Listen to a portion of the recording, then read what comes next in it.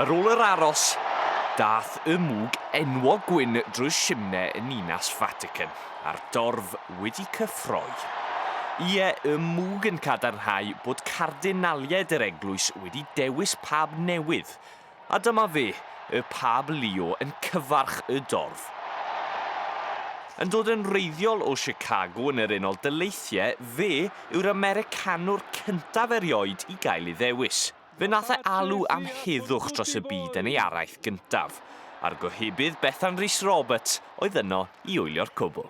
Wel, mae'r pawb Leone yn treulio i noson gyntaf yma ni gartre newydd yn y Vatican heno.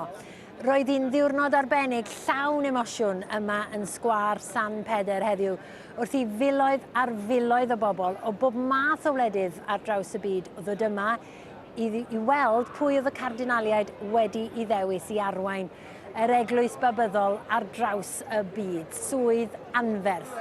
Contenta? Dach chi'n hapus? Molto contenta, felice, molto felice.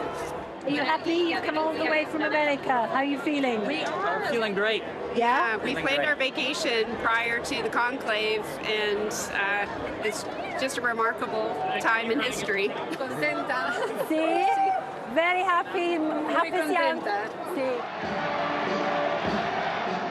Mae'r pawb nawr yn arweinydd newydd i 1.4 biliwn o bybyddion dros y byd.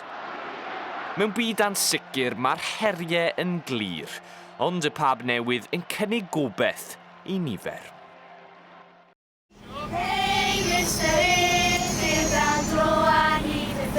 Gorsaf drenau Caerdydd canolog a phlant ysgol Tylerin yn barod i gamu ar dren arbennig iawn.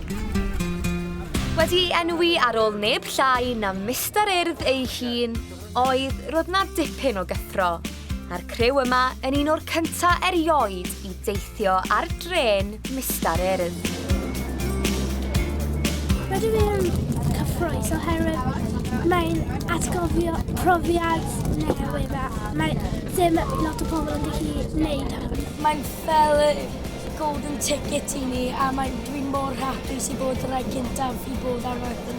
Mae'n mor fel perth ac mae'n dda i pobl arall gweld Mistar Urdd. Gyda Steddfod yr Urdd ym Mharc Margam ddiwedd y mis, y gobaith yw y bydd mwy o blant a phobl ifanc yn teithio yno ar dren. A Phrif Weinidog Cymru, Eluned Morgan, yn dipyn o ffrindiau efo'r dyn ei hun.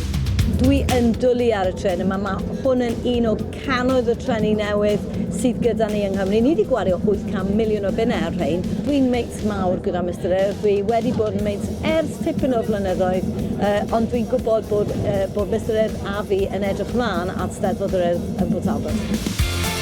Ar ôl cyrraedd Port Talbot, bydd modd dal bws i faes y Steddfod.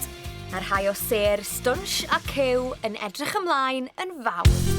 Fi'n meddwl bod yn gret bod Trafnidiaeth Cymru a'r Urdd mewn partneriaeth gyda'i gilydd a bod Trafnidiaeth Cymru yn rhoi platfform yn llythrennol i sefydliad mor wych. Mae fe'n bwysig, ardal fi, Castlef Talbot, a fi wedi cael fy ngofyn i bod yn Llywydd y Dydd, sydd yn anrhydedd, rili.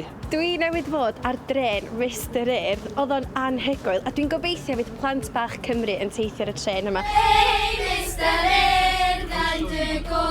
Ydy, mae'n dren arbennig iawn. Bydd yn teithio ar hyd a lled Cymru.